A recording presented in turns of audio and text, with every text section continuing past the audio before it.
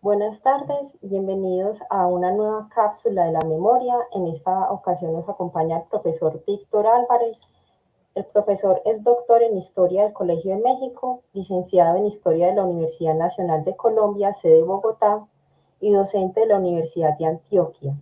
El profesor Víctor Manuel ha desempeñado cargos como jefe del Departamento de Humanidades de la Facultad de Educación de la Universidad de Nariño, fue decano de la Facultad de Ciencias Humanas de la Universidad de Antioquia, director del Centro de Investigaciones Sociales y Humanas de la Universidad de Antioquia, y solamente por destacar algunas de sus experiencias administrativas, y fue uno de los creadores del Instituto de Estudios Regionales de la universidad. Profesor, bienvenido. Buenos días, bienvenida Marcela. Tal vez un punto de partida puede ser contar que yo hago parte de la primera generación de historiadores profesionales que se formó en el país por iniciativa de Jaime Jaramillo Uribe. Exacto, profe. Y ahí vamos a la primera pregunta, al primer ítem, que es esa trayectoria laboral y académica. A ver si nos puedes comentar un dato un poquito más extenso sobre esa primera formación. Como en la Universidad Nacional existía un programa de la Facultad de Filosofía y Letras que era Historia, nos formamos y nuestro primer campo de actividad docente fueron las cátedras de humanidades de la misma universidad que se dictaban para todos los programas de ella. En esa actividad, dictando cursos de humanidades, aprendimos a desarrollar con los estudiantes tareas de investigación. De hecho, desde el pregrado, con el profesor Jaime Jaramillo, aprendimos que la historia se hace con documentos y eso significa que debíamos apoyarnos en la documentación que para entonces existía en el Archivo Nacional, que hoy se llama Archivo General de la Nación. A ese archivo fuimos desde nuestros primeros cursos para adelantar transcripciones de documentos, análisis, crear fuentes sistemáticas de información. Tengo memoria de un bello recuerdo que fue el primer documento que me correspondió transcribir, que era un documento del siglo XVIII y a mí me parecía de una enorme dificultad, pero para la época no había cátedras de paleografía. Aprendimos a leer leyendo, y eso quiere decir de la forma más simple posible, que era, bueno, vea usted cómo es que el escribano hace las vocales, cómo es que el escribano usa las consonantes, y tratando de leer letra por letra y palabra por palabra, desarrolle el ejercicio de transcripción. Eso fue una experiencia maravillosa.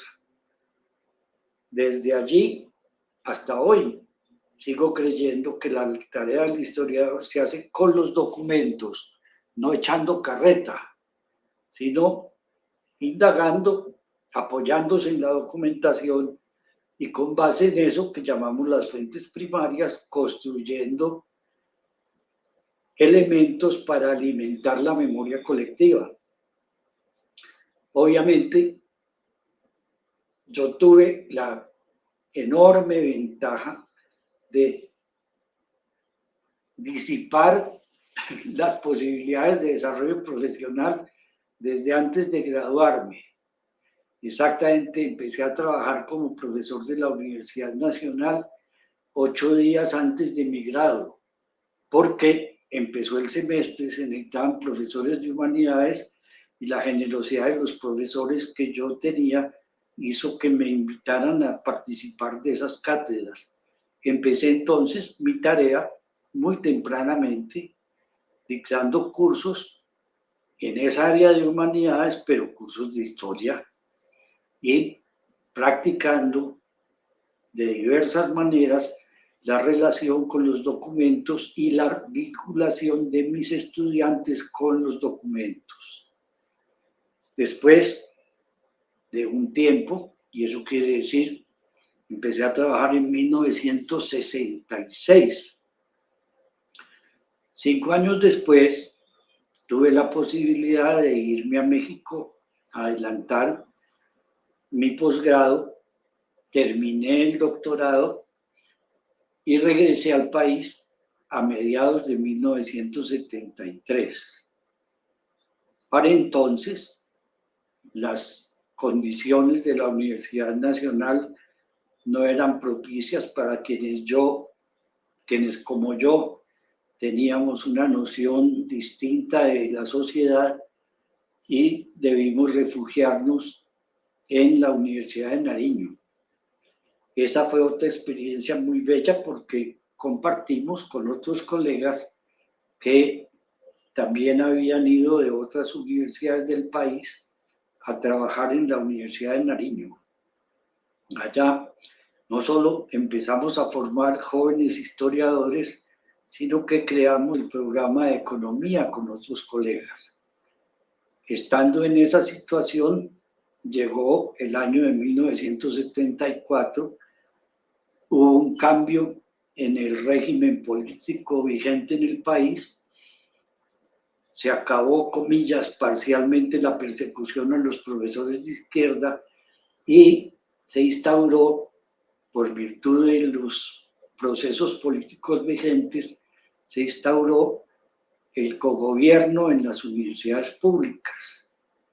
En virtud de ese cogobierno, se creó en la Universidad de Antioquia el programa de historia y me invitaron a venir porque yo era el segundo doctor en historia que había en el país. Llegué a la Universidad de Antioquia en agosto de 1975 y desde entonces estoy contribuyendo al desarrollo del programa, a la formación de historiadores y mostrando en la práctica que es una profesión con un amplio espacio de acción profesional, siempre que de veras se trabaje en temas relacionados con la investigación.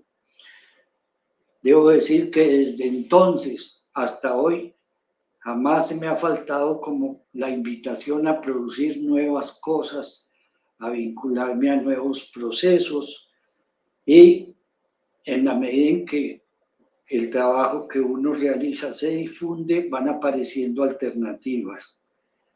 Mis más recientes alternativas significan, por ejemplo, un encuentro entre la genética y la historia. Estudiar la historia de la familia en Antioquia significó que amigos del grupo de genética molecular de la Universidad de Antioquia me buscaran para que participáramos conjuntamente en una investigación sobre una enfermedad que se llama el trastorno afectivo bipolar. Se trata de una nueva dimensión de la medicina, que es la prevención, y por lo mismo estudiar la historia de esas enfermedades que se transmiten genéticamente significa estudiar la historia familiar de quienes son portadores de esa enfermedad y quienes entonces tienen propensión a ella. Ese fue un encuentro maravilloso con una dimensión distinta, otra ciencia, la medicina, otra ciencia, la genética, y bueno, con una particular forma de acercarnos para entender que es contribuir de otra manera al desarrollo de la sociedad, en este caso, contribuir al fortalecimiento de la medicina preventiva. Profe, También, y ahí vamos ampliando también a esas líneas de investigación, porque, o sea, teníamos unas líneas de investigación previas, obviamente del pregrado y del posgrado, y vamos también como a la historia local, a la historia empresarial y ahora a la historia de la medicina. A ver si nos puede comentar cómo es ese paso. Es muy sencillo, lo relato con una anécdota. Cuando se hizo la publicación de la historia de Medellín con el apoyo de Sudamericana de Seguros, yo escribí un trabajo sobre la historia de Medellín, la historia social de Medellín, que se publicó en ese libro. Ese libro llegó a manos de un doctor en genética en Londres. Y un día me llamaron por teléfono a decirme, vea, usted tiene un cuadro en donde establece quién es el español que llegó en el siglo XVIII a Medellín, cómo se llamaba, con quién se casó, cuándo se casó, de dónde procedía. Y la pregunta fue, ¿usted de dónde sacó esa información? Y les dije, pues de los archivos parroquiales. ¿Cómo? Y es que existe la posibilidad de acceder a los archivos parroquiales. Claro que sí. En ese momento no teníamos las mismas posibilidades que tenemos hoy, pero sí, era posible.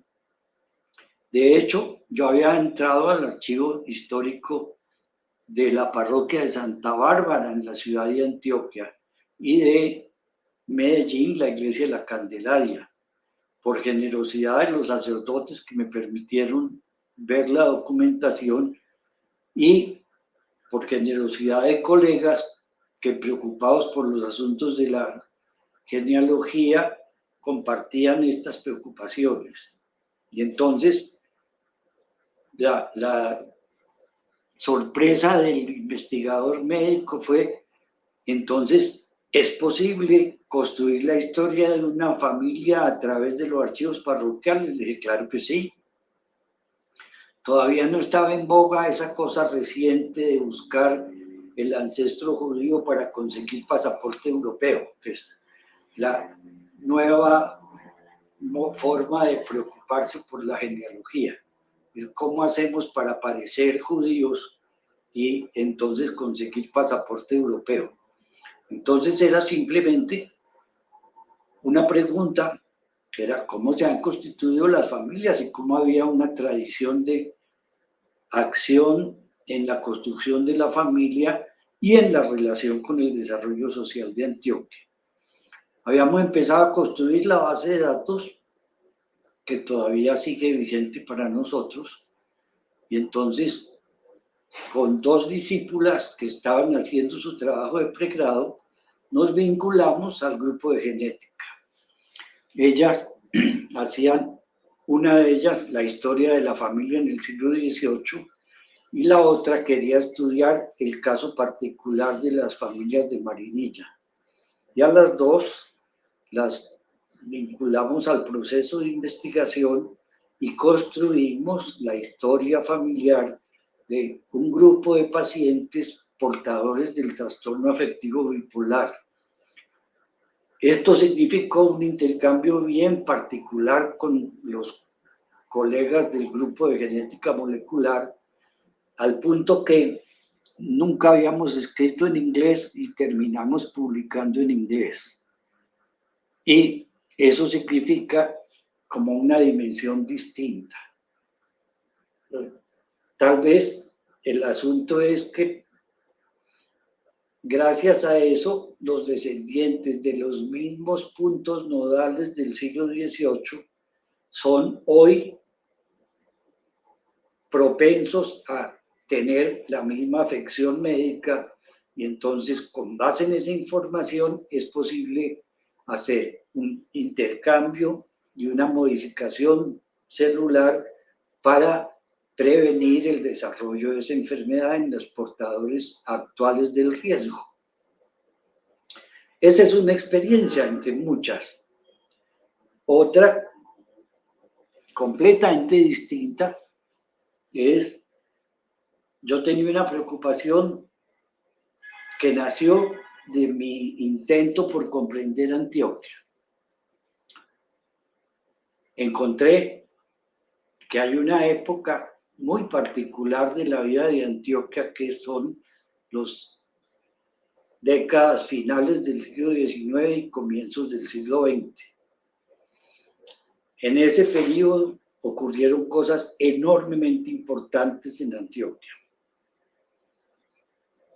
Subrayo 3 que me llamaron la atención desde el comienzo. Una, se expandió territorialmente Antioquia a lo largo del siglo XIX, y en los años finales ya los antioqueños que un siglo antes estaban reducidos al territorio actual de Antioquia ocupaban y habían fundado pueblos por todo el occidente del país, por la cordillera central y por la cordillera occidental. Hoy podemos decir que habían fundado 100 pueblos en 100 años. Y eso significa una cosa muy particular en materia de habilitación de tierras, desarrollo de la pequeña propiedad, fortalecimiento de la familia, etc. El segundo componente bien particular es que la economía cafetera en Colombia no había empezado en el occidente. La economía cafetera había empezado en el oriente del país, en la zona de Santander, en la zona de Cundinamarca y el Tolima. Pero al entrar al siglo XX, los antioqueños, y esto quiere decir incluido Caldas, se tomaron la economía cafetera en Colombia. Y un poco ligado a eso, pero no necesariamente porque fuera así, empezaron a crear el desarrollo industrial del país, también con una particularidad muy distinta. En los demás países de América Latina la industrialización empezó en los puertos o muy cerca de los puertos. Aquí empezó a 500 kilómetros del mar. Y entonces una pregunta que había traído a otros investigadores extranjeros desde los mediados del siglo XX a preguntarse qué es lo que tienen de particular los antioqueños para que haya ocurrido eso. Aquí habían venido desde Parsons, que vino en los años 40 a estudiar la colonización. Luego habían venido investigadores ingleses, franceses, suecos, a preguntarse qué era lo que tenían de particular los antioqueños, que eran el foco de la industrialización a comienzos del siglo XX. Yo quise seguir esa huella y me encontré un camino inmensamente rico en donde sigo caminando. Encontré que relato 3 anécdotas. Un campesino de la pata al suelo, nacido en Girardota, era al comenzar el siglo XX el hombre más rico de Colombia. Y entonces había que preguntarse cómo fue eso. Esa es la historia de Pepe Sierra. Encontré también que un poco después, un arriero de Sonsón se fue en los años 10 a los Estados Unidos y abrió el mercado cafetero norteamericano para el café colombiano. Y ese señor se llamaba Alejandro Ángel. Y encontré asimismo una cosa que, bueno, hoy puedo decirlo ya con otros perfiles, que el hijo de un tendero de Barbosa tenía en Medellín 2 estatuas, una en un hospital y otra en una fábrica. Ese señor se llamaba Alejandro Echavarría y eran 3 orígenes humildes, 3 orígenes en los pueblos de Antioquia, que significaban la gestación de 3 grandísimos empresarios del país. Y obviamente forjadores, los 2 últimos del desarrollo industrial de comienzos del siglo XX. Eso me significó hacer un acercamiento más detallado, como la vida de nosotros los profesionales de la historia es muy generosa. Yo encontré la posibilidad de dedicar de contar con recursos, tiempo y procesos de apoyo para dedicarme durante un año a perseguir a Pepe Sierra por todo el país en los archivos. Eso en nuestro mundo universitario se llama el año sabático. Yo pedí el año sabático para hacer una investigación básicamente sobre Pepe Sierra, pero obviamente terminé haciendo un acercamiento a otros que tuvieron relación con él, que eran sus colegas, sus competidores, sus contemporáneos. Y eso me abrió una puerta exactamente hace 22 años. Me buscaron de la Cámara de Comercio de Medellín para invitarme a que les ayudara a hacer un balance de lo que había sido el desarrollo de la economía y la sociedad de Antioquia en el siglo XX. Hice un pequeño trabajo que se publicó en el año 2000. Gracias a ese trabajo se abrió otra puerta. La Cámara de Comercio cumplía en el año 2005 100 años de fundada. Y entonces igual me invitaron, esta vez con otros colegas, a un proyecto que tenían medianamente pensado, que era hacer una recuperación de la memoria de 100 años de las empresas de Antioquia. Eso terminó llamándose 100 empresarios, 100 historias de vida.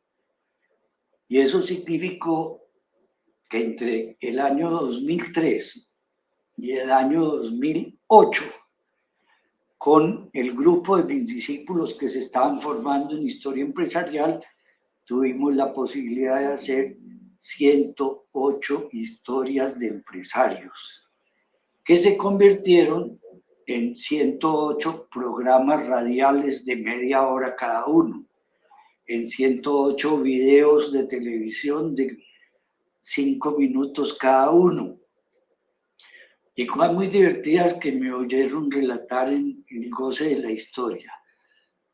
Llegar a una notaría de un pueblo a que me dijeran, ¿usted es historiador? Sí, señora. ¿Y usted sale en televisión? Sí, señora. Si era empresario, me volvió actor de televisión. Y lo que yo relato como una anécdota particular es que la persona, la señora de la notaría, no conocía a un historiador y le pareció muy raro que llegara ya un historiador. Me llevó sus 2 hijos al rato y me mostró con el dedo, vea, él es un historiador. Yo suelo decir que sentí lo mismo que el día que llevé a mis hijos al zoológico y les dije, ese es un elefante. Porque sí, todavía en nuestra sociedad los historiadores somos una especie de bicho raro. Esa historia me la recordó hace poco un amigo muy querido. Me contó que una vez por allá en los años 70, como antes de 1980, llegó a la universidad a preguntar por mí. Él era estudiante de la Universidad de Antioquia. Y llegó al departamento de historia a preguntar, vea, ¿dónde está el profesor Víctor Álvarez? Entonces, un colega mío le dijo, debe estar en la biblioteca contando negros. Porque para él también, eso de contar negros era una cosa muy rara.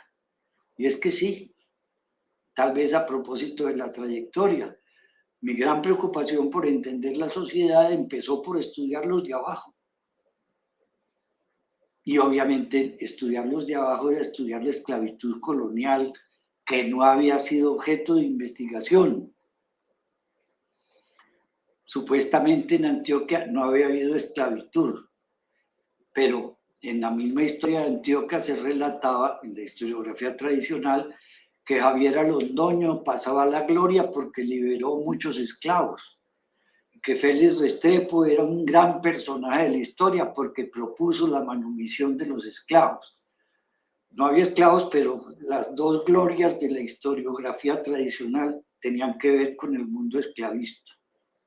Y obviamente sí, metido en los archivos pude contar negros, pude contar que un señor en el Valle de Aburrá en 1650 tenía 190 esclavos.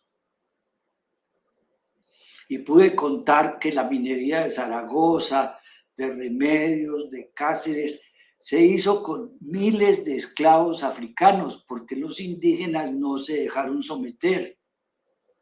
Prefirieron ser extinguidos y librar una guerra de casi un siglo. Y a cambio de eso, fue necesario traer esclavos africanos para aprovechar los recursos minerales de Antioquia. Y sí, empecé contando negros. Tal vez a mi colega le parecía terrible eso. Lo mismo que pasó cuando en 1981 los invité a transcribir los documentos relacionados con la rebelión comunera en Antioquia. Vea, en el archivo hay un tomo que son los documentos sobre el proceso de la revolución comunera. Les propongo que transcribamos esos documentos, los publiquemos, de tal manera que cuando llegue el año 81 sea posible decir, ve, aquí también hubo una revolución comunera y tuvo tales características. Bueno, la invitación era a todos. A muchos les pareció muy bien sumarse, pero muy mal tener que ir al archivo y tener que leer. Y prefirieron tratar de figurar en la publicación. Por eso, el único libro que ha publicado el Departamento de Historia, que son los documentos sobre la insurrección comunera, no tiene autores. Porque quienes de verdad camellamos en la transcripción, resolvimos que no nos dejábamos usar por otros. Y entonces eso ya creó una situación muy particular. Los historiadores éramos una cosa y los profesores de historia otra. Había entonces obviamente diferencias y actitudes distintas. Otra anécdota con otro colega. Algún día, esta no la he contado nunca en público, pero la quiero contar. Algún día llegó una noticia de que me invitaban a dictar una conferencia en una universidad de fuera del país. Y obviamente para eso necesitaba como el beneplácito del departamento. Yo presenté la cosa y un colega muy aburrido dijo, es que el profesor tiene demasiados poderes. ¿Por qué no nos invitan a nosotros del departamento? Entonces tuve que decirle, profesor, yo sí sé que tengo algún poder, pero ¿sabe qué? Me lo he ganado trabajando. Haga lo mismo y verá. Bueno, exactamente eso, esa anécdota coincide con una particular que me tocó volver a tener a cuento en estos días. Como se puso de moda la película que se basa en la novela de Héctor Abad El olvido que seremos. Exacto, el olvido que seremos. Tuve que recordar que por la misma época alguien que leyó por primera vez la novela me llamó un amigo y me dijo, ¿cómo así? ¿Vos no leíste trabajo de Héctor Abad? ¿De dónde sacas eso? Es que estoy leyendo la novela y dice que fue a pedirte trabajo y que no leíste trabajo. Dije, sí, yo era el decano de la facultad y no había puestos para más profesores de literatura. ¿Qué hacemos? Era el hijo del doctor Héctor Abad, una figura muy importante de la universidad. pero pues si no había cargos, no había. Bueno, por la misma época, eso era el poder que yo tenía. Se creó en la universidad el desarrollo de la labor investigativa como una línea central. Se crearon centros de investigación en las facultades. Y entonces la decana de la nueva facultad me llamó a que dirigiera el centro de investigaciones. ¿Por qué? Porque supuestamente yo era el que investigaba. O era más bien uno de los que investigaba.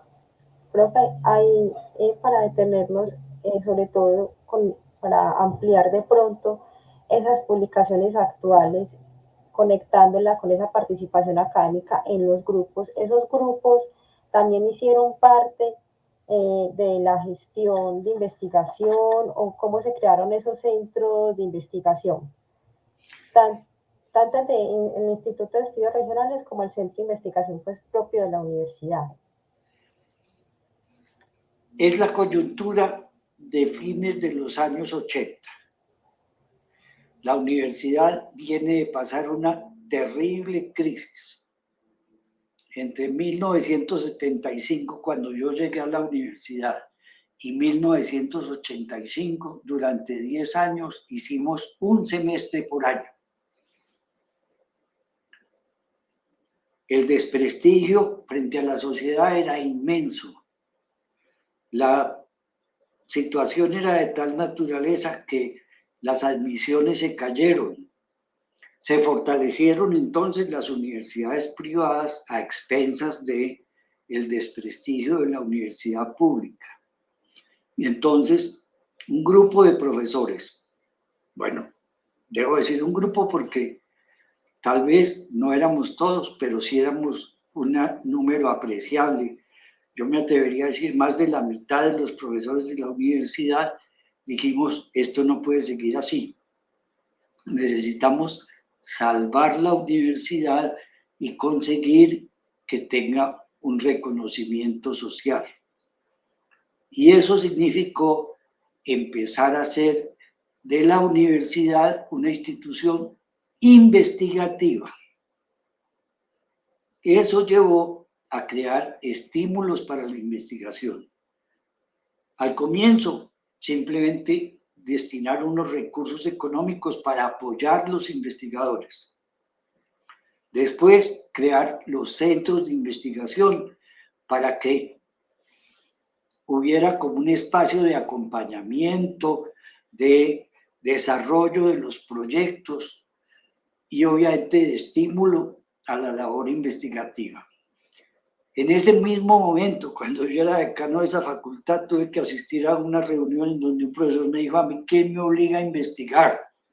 Y mi respuesta fue, sus estudiantes, profesor. ¿Por qué? Porque es que encontramos que nuestras disciplinas, la historia, la antropología, la sociología, solo tienen como razón de ser la investigación. Y entonces si formamos sociólogos, antropólogos, historiadores, es para que investiguen. Y igual pasa con el desarrollo de otras áreas. No se forma a la gente en física o en biología o en matemáticas para dar clases, no, se forma para investigar en la biología, en la química, en la física. Y entonces empezamos a desarrollar un trabajo, y digo empezamos porque yo fui partícipe de ese conjunto de colegas, empezamos a apuntar a que la universidad fuera un centro importante de labor investigativa. No existía hasta entonces. Mi propia experiencia me había llevado a que mis primeras investigaciones debía hacerlas en la universidad, pero con el apoyo de una institución que llamaba la Fundación Antioqueña por los Estudios Sociales, que es una creación de don Luis Ospina Vázquez. Y allá hicimos las primeras investigaciones, porque en la universidad no había espacio para eso.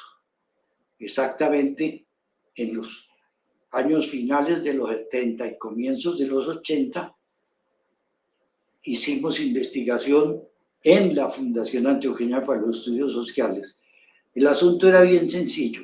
La universidad nos daba el tiempo y FAES conseguía los recursos para apoyar la investigación. Así hicimos varias investigaciones, pero ya cuando creamos en la universidad los centros de investigación y creamos unidades cuya razón de ser es investigar, que son los institutos, eso ocurrió a fines de los 80 y yo tuve el privilegio de ser parte activa de ese proceso, obviamente uno más, entre muchos, pero le procuramos dar a la universidad una dimensión muy distinta de simplemente dar clases y títulos profesionales, que sigue siendo el sello diferenciador de la universidad. Exacto, profe. Ahí hay una parte muy importante y es que es ese apelativo regional. ¿Por qué un estudio regional? ¿Por qué se pensó en un instituto de estudio regional y no ampliarlo de pronto ya como es de moda, por ejemplo, a una conexión global? Por dos razones básicas. Porque está demostrado hasta la saciedad que Colombia es un país de regiones. La segunda, porque Antioquia es una de esas regiones, distinta del Caribe, distinta de Santander, distinta del altiplano cundiboyacense, distinta del Cauca. ¿Distinta en qué? En muchas cosas. En la geografía, en la cultura, en la lengua, en el sentido del trabajo, en el sentido del dinero, en el sentido de la sexualidad, en el sentido de la familia. Hay preámbulos importantes en materia investigativa.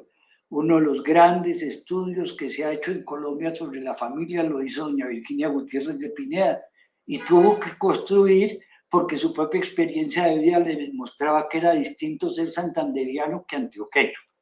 Ella era santanderiana, su esposo era antioqueño y ella misma relata en sus estudios sobre la familia que dialogando con su suegra descubrió que había un mundo completamente distinto de la familia en los dos escenarios. Y bueno, luego avanzó y ese libro sobre las culturas regionales, más bien sobre la familia en Colombia, es la familia antioqueña, la familia caribeña, la familia santanderiana, porque son distintas. Pero igual hay que decir de la alimentación, igual hay que decir de la lengua. Hasta nuestra generación y hasta el desarrollo de la investigación en otras dimensiones, se supone que lo que formaba el país era la religión católica y la lengua castellana. La religión católica es universal, bueno, tiene su sede en Roma, pero eso no da ningún sello. Y la lengua castellana igual, es de los europeos castellanos. Pero allá mismo en España hay vascos, catalanes, extremeños, navarros que hablan distinto al castellano. Por eso no existe el español sino el castellano. Y esa particular situación se repite aquí, desde la geografía. ¿En qué se parece la geografía antioqueña a la del Caribe? Nada. Ni la temperatura, ni las montañas, ni la biodiversidad, ni la relación con el agua, no. Es otro mundo. ¿En qué se parece la conducta social, la cultura de estos hombres frente a la otra? Son miles los ejemplos que hay para señalar que aún hoy, con todo el proceso de acercamiento que ha existido gracias a la mediana integración del país, etcétera, sigue siendo muy distinto un antioqueño de un costeño. Hablan distinto, comen distinto, tienen otro sentido del cuerpo, de la vida, de la familia. Y bueno, ¿qué decir de el Cauca? o Nariño, o los llanos, son otros mundos. Por eso, los historiadores que fuimos entrevistados por allá a comienzos de los años 90 con una pregunta: ¿qué es lo colombiano? Propusimos una conclusión: lo único colombiano es la selección de fútbol, de resto todo es regional. Todo. Entonces, crear el Instituto de Estudios Regionales quería decir crear un instituto para avanzar en la comprensión de Antioquia. Exacto. Que era la preocupación que habíamos aprendido de un maestro, de Luis Ospina Vázquez. Exactamente, él creó FAES para eso. Y entonces, crear en la universidad el Instituto de Estudios Regionales era: estudiemos Antioquia. Seguimos con demasiados intereses de conocer cosas y que no conocemos. Yo suelo decirle a mis estudiantes que se nos van a acabar los campesinos si no hemos sabido de la historia de la población campesina en Colombia, y menos de los campesinos antioqueños. Sabemos, comillas, lo folclórico, el carriel, el sombrero, la arepa, pero sabemos del sentido de la propiedad, sabemos del sentido del trabajo, sabemos del sentido de orgullo que tienen. Jamás un campesino antioqueño dirá su merced ni mande. Hay otras regiones del país en donde dicen su merced y mande. Y eso ya nos dice que hay una cosa distinta. Bueno, debo decir entonces una gran síntesis de mi trayectoria. Me he pasado más de la mitad de mi vida tratando de entender Antioquia. Exacto, profe, ahí como para recoger un poquito las ideas, entonces ese instituto también recoge como las experiencias de lo que fue FAES. No necesariamente. No necesariamente, por dos razones. Porque en FAES había una línea de grandes temas. En FAES, por ejemplo, una línea de investigación de archivos. ¿Qué es lo que hay en los archivos? Eso fue lo que hicimos allá. Luego, a partir de 1991, surgió allá la historia del desarrollo empresarial. También es bonito contar esa anécdota. FAES disponía de recursos de entidades públicas para apoyar la investigación. De hecho, eran dineros conciencias los que financiaron nuestro trabajo sobre los archivos, o eran apoyos del grupo empresarial antioqueño para hacer investigaciones sobre. Y ocurrió que en 1991 la Constitución impidió que las entidades públicas le dieran dinero a las entidades privadas. Entonces FAES se quedó sin recursos. Bueno, para buscar recursos surgió la idea: hagamos historia de empresas. Le cobramos a las empresas por su historia y vamos avanzando en nuestro conocimiento del desarrollo empresarial. De hecho, se alcanzaron a hacer unas historias que se publicaron en FAES: historia de Coltabaco, la historia del Banco Industrial Colombiano, y ese desarrollo pues no pudo tener cabida en la Universidad de Antioquia. ¿Por qué? Porque en la Universidad de Antioquia estudiar a los ricos es pecado. Los ricos son una especie de mal terrible de la sociedad, y entonces no hay que estudiar eso. ¿Para qué? Hay que estudiar los asesinatos, la violencia, hay que estudiar la marginalidad, hay que estudiar los dramas. En materia de historia, mucho Urabá, mucho Bajo Cauca, nada oriente, nada suroeste. ¿Por qué? Porque en el oriente y el suroeste la gente no se mata, entonces no hay para qué estudiarlo. En cambio, sí, como en Urabá hay terrible desarrollo de la violencia y en el Bajo Cauca el terrible desarrollo de la violencia, muchos se sienten atraídos por eso. Yo en cambio me siento atraído por lo otro, que es lo que sí construye y no que destruye. Entonces sí, es otra dimensión. Me interesa sobremanera el suroeste, me interesa sobremanera el oriente, me interesa sobremanera el norte. Urabá, el Bajo Cauca, el Magdalena Medio, son regiones o subregiones muy recientemente integradas a la vida de Antioquia. Y cuando digo muy recientemente, quiero decir apenas hace un siglo que entraron a ser parte de Antioquia. Y eso significa unos perfiles distintos. Bueno, yo quiero entender Antioquia y no qué no es Antioquia. Tengo claro que no es Antioquia, pero no necesitamos demasiada investigación para decir eso no es Antioquia. Queremos hacer investigación para decir eso es Antioquia.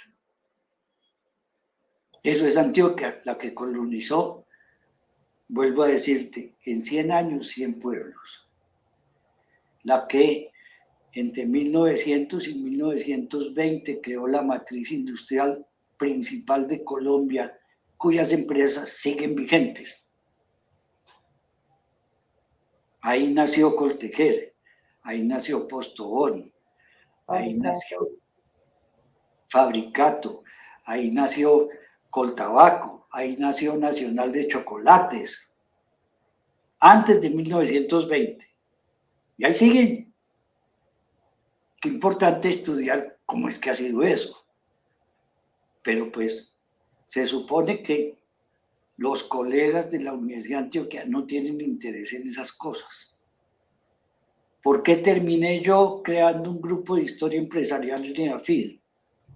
Por una razón básica, porque llegaron unos profesores de AFID a mi curso de la Universidad de Antioquia y me dijeron, vean, nosotros estamos haciendo un cambio en la dinámica de formación y queremos enseñar historia empresarial, venimos a ver si eso que usted hace sirve para algo. Y entonces me invitaron a ir primero a hacerlo con los profesores de la Facultad de Administración, después terminamos armando un grupo y yo, pues sí, sentí que ese era un camino posible. De hecho, los miembros de ese grupo siguen siendo mis discípulos, que aprendieron conmigo cómo es que se hace esa historia. Obviamente también hemos intentado desarrollar en el grupo de historia social algunas de esas líneas, pero no es como el mismo perfil. En el grupo de historia social no cabe hacer una historia de Fabricato. Exacto, Mis profesor. discípulos la han hecho allá. No cabe hacer una historia de familia, pero mis discípulos, bueno, yo mismo, la hemos hecho allá. Todavía ocurre que a pesar de la preocupación por ganar presencia social de la universidad, todavía ocurre que hay mucha prevención con la universidad. Todavía ocurre que decir yo soy profesor de la Universidad de Antioquia significa que el cura no me deja entrar al archivo, o que yo soy una especie de encarnación del demonio. Ateos, comunistas, tirapiedras, revoltosos y no estudiosos. Entonces uno tiene que cargar eso. Y sí, ¿qué hacemos? Esa es la imagen colectiva de la sociedad. A los jóvenes que entran a estudiar historia les digo, su familia debió pasar por lo mismo que la mía. Usted va a estudiar historia, se va a morir de hambre. Bueno, yo llevo, puedes imaginarte, me gradué en 1966. Eso quiere decir más de 50 años haciendo lo que me gusta y además me pagan por hacerlo.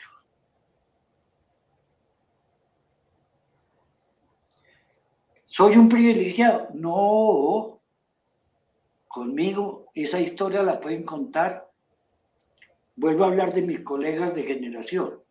Esa historia la pueden contar Ernesto Tovar, Gilma Mora. Bueno, la pudo contar Jorge Palacios, que se murió siendo director del Archivo General de la Nación, pero era mi compañero de estudios. Esa historia la pueden contar Jorge Melo. Bueno, entonces no es el único caso, más aún, hay colegas que han hecho un camino muy valioso porque se graduaron en historia. Esa es la historia de Armando Martínez en Bucaramanga y en la Universidad de Santander. O esa es la historia de Pacho Zuluaga en la Universidad del Valle. Con Pacho tuvimos la posibilidad de compartir muchas veces cuentos allá y aquí. Usted que creó el programa de historia allá y usted que creó el programa de historia acá, a ver, cuenten cómo es que fue ese paseo. Cuando mis estudiantes llegan a mis cursos, yo les digo, vea, yo llegué al programa en 1975 y todavía estoy aquí cuidando a ese muchachito. Profe, ahí vamos en esa parte de los retos y esos logros académicos, porque como nos estabas diciendo, hay muchos retos en la parte de historia, sobre todo, como nos estabas contando, en la parte de los grupos, que hay unos que se especializan más, por ejemplo, en una historia social y otros en una historia empresarial, y esa imagen que tienen también algunos historiadores, que es como negativa y les cierra puertas, por ejemplo, como los de los archivos. Entonces, para dar unas breves palabras en este punto y unirlo con esos proyectos actuales, sobre todo en esos grupos de investigación que usted está dirigiendo. ¿Qué se viene para este año? Yo no dirijo ningún grupo. Yo he participado en los grupos, pero siempre el director es otro. Porque no me gusta, digamos, no me gusta ser el protagonista de primera línea. Prefiero, si pasé por una época en que quería ser el protagonista, no lo puedo negar, ¿cierto? Entonces, pero ya hay una cierta edad en que uno sabe que ya no necesita eso, que lo que necesita es que otros vayan construyendo su mundo. Entonces, bueno, a propósito de la historia, me resulta muy particular, por ejemplo, participar de las reuniones de departamento, porque la mayor parte de los profesores han sido mis discípulos.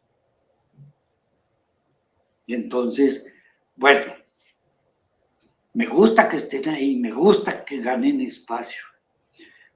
Con cada uno de ellos tengo anécdotas para relatar. Tú tienes una relación directa con Sandra. Bueno, Sandra te contará cómo es que empezó el paseo conmigo. Era una niñita que entró al programa de historia, venía de un pueblo que se llama Támesis. Y muy tímidamente me dijo, yo quiero hacer historia de Támesis. Dije, venga, pero una condición, se va a trabajar y cuando tenga producto de su trabajo, hablamos. Bueno, de hecho ella sigue en ese camino y entonces ha estado conmigo en el grupo de historia social, fue mi asistente en el proceso de investigación de Expedición Antioquia 2013, fue mi colega en muchos espacios y sigue siendo mi discípula. No pude acompañarla hasta el final en su tesis doctoral por razones de salud, pero ahí está. Y de esas tengo 20 historias para contar. Pero prefiero hablar de esa que tú tienes relación directa. Exacto, profe. La profesora Sandra en este momento, ella es la que dirige el capítulo Antioquia de la asociación. Profe, ya para ir como cerrando la cápsula, a mí sí me gustaría que le dejaras unas palabras finales a esas personas que están estudiando en este momento historia o que piensan estudiar historia, de esa importancia de estar estudiando historia, de estar en una carrera de historia? No lo digo yo, lo dice esta sociedad. En esta sociedad existe desde hace un siglo o más las academias de historia. Y existen porque, comillas, la sociedad juzga que es necesario estudiar. En esta sociedad se crearon, a partir del programa de historia de la Universidad Nacional, se fueron creando programas de historia en las universidades públicas primero.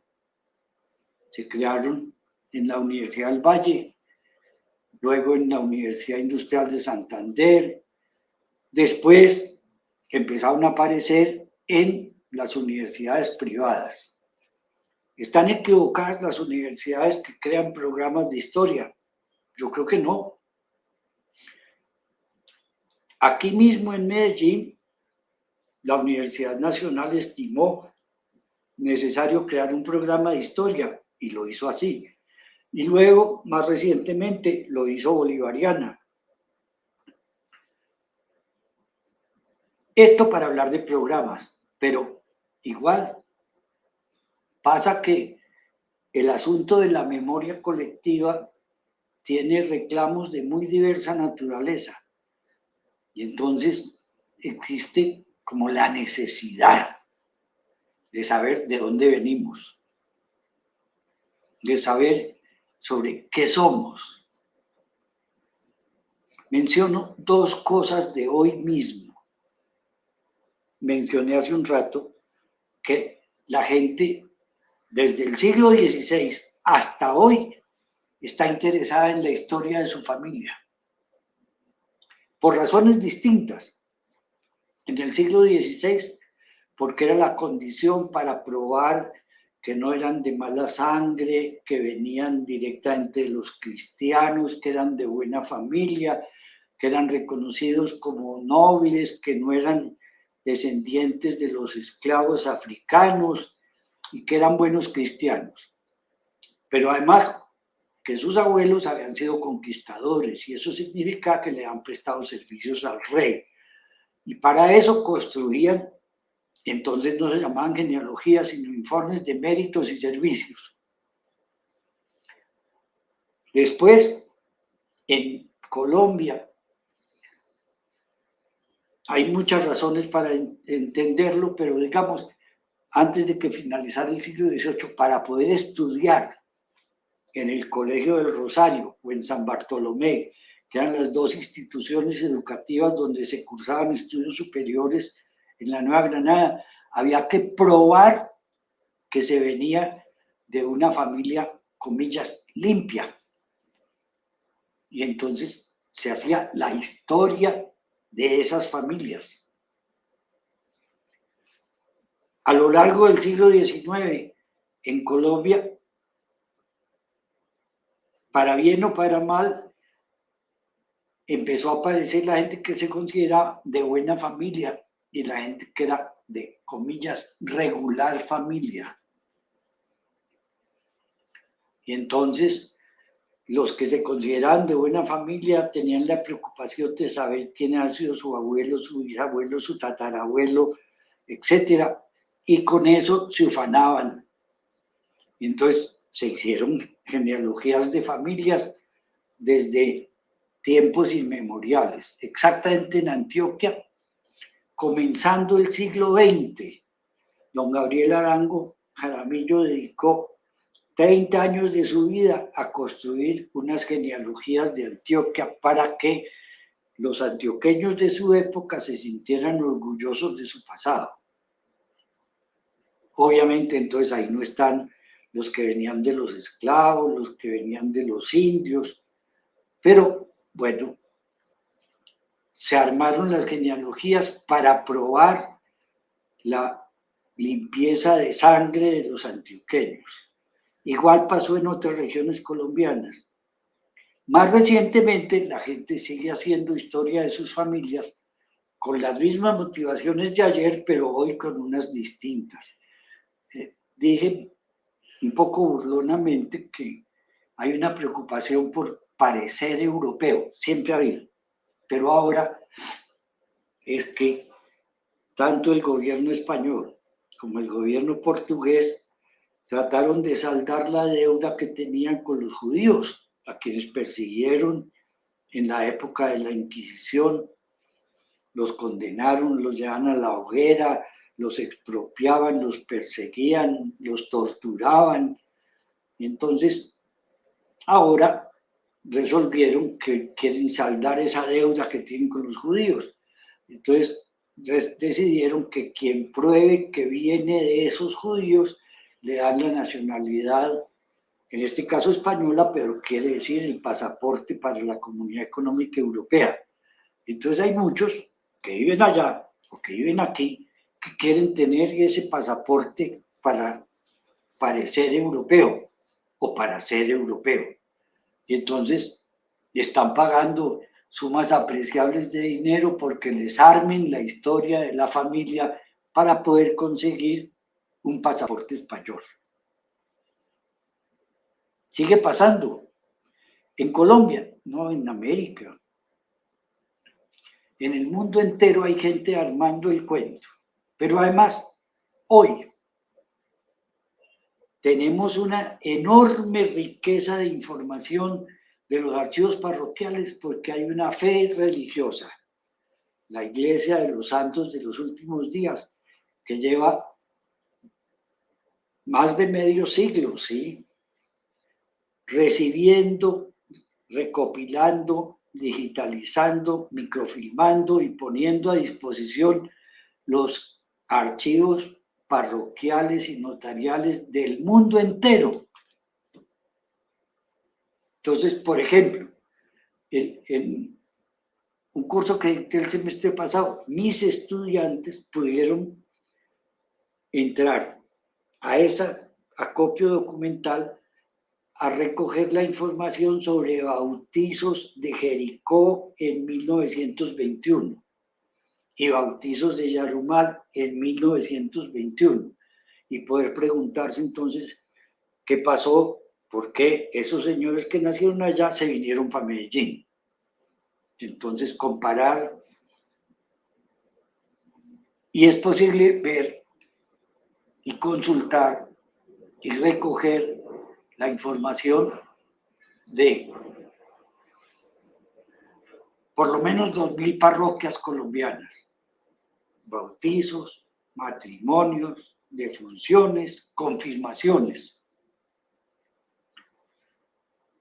La más reciente novedad, no sé decir la fecha de origen, es que también ese mismo fondo documental que se llama Family Search ha digitalizado y tiene accesibles los archivos notariales de Bogotá, de las notarías primera, segunda y tercera, desde la colonia hasta 1930. Una última referencia a la disponibilidad de documentos que se hace para que la gente pueda verlo. El periódico El Tiempo puede uno consultarlo por internet desde 1917 hasta hoy. Esta vez no es una fe religiosa, esta vez que es una gran empresa internacional de digitalizar los periódicos de vieja data. El mismo país, en Colombia, es posible acceder a los periódicos del siglo XIX, a muchos periódicos, porque el Banco de la República creó un fondo que se llama la Hemeroteca Digital Histórica. Todo eso indica que la gente valora mucho la historia. Eso no se hace porque tal vez sí, porque tal vez no. Más aún, en el mundo entero, la historia es una fuente de actividad económica. El turismo en el mundo es historia. Lo que a usted le venden los españoles, los portugueses, los italianos, es su historia. Los museos son historia. Entonces no hay que especular demasiado, hay que tener presente que eso está ahí presente, que eso que tiene siglos de existencia, sigue. No estamos inventando nada nuevo. ¿Qué es lo distinto que tiene nuestra disciplina? Que se desarrollaba de una manera antes y ahora de otra. En Colombia hay historiadores desde el siglo XIX. Uno de los grandes historiadores vivió en la época de la independencia, se llamaba José Manuel Restrepo. Y siguieron existiendo historiadores. Y a propósito de las mujeres, es enormemente valioso que una mujer del siglo XIX se haya hecho historiadora. Ella se llamaba Soledad Acosta de Samper. Bueno, hoy hay muchos historiadores, pero ¿quiere decir que entonces el mercado está saturado? No quiere decir que si usted trabaja va a tener posibilidad de ganarse la vida. Si usted habla basura, tal vez no. A usted no lo van a invitar a investigar porque tal vez puede ser o porque tiene un título de historiador. No, a usted lo invitan a investigar porque usted prueba que sabe hacerlo. Y eso se prueba con las publicaciones, con las investigaciones, con las contribuciones a la sociedad. Qué pena si me alargué, pero bueno. Profe, no hay problema. Antes, muchas gracias por sacarnos en este espacio de tiempo y a nuestro público los esperamos ver en una próxima cápsula de la memoria. Profe, muchas gracias. Que estés muy bien, Marcela. Un placer haberte visto, porque no puedo decir conocido. Que estés muy bien. Gracias.